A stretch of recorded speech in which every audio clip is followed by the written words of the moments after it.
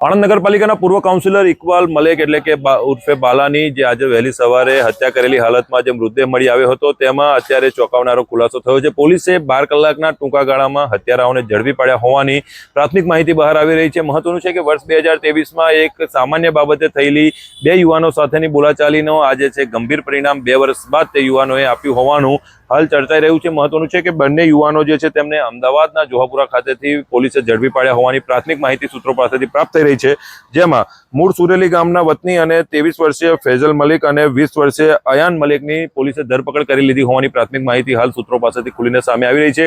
મહત્વનું છે કે હત્યાને અંજામ આપ્યા પાછળ વર્ષ 2023નો એક બનાવ જે છે તેમાં યુવતીનો છેડતી કરતાના મુદ્દે ઇકબાલ દ્વારા આ બંને યુવકોને ઠપકો આપવામાં આવ્યો હતો અને તેમને આવી કામગીરી ન કરવા માટેનો સબક શીખવાડવામાં આવ્યો હતો। તેની રીસ રાખીને યુવકોએ આ સમગ્ર ઘટનાને અંજામ આપ્યો હોવાની પ્રાથમિક માહિતી ખુલીને બહાર આવી રહી છે। આગામી સમયમાં આણંદ પોલીસ દ્વારા આ સમગ્ર વિષયને લઈને જ્યારે પ્રેસ કોન્ફરન્સ યોજવામાં આવશે ત્યારે વધુ માહિતી સાથે અમે આપને અવગત કરીશું। ત્યાં સુધી રજા આપશો। નમસ્કાર।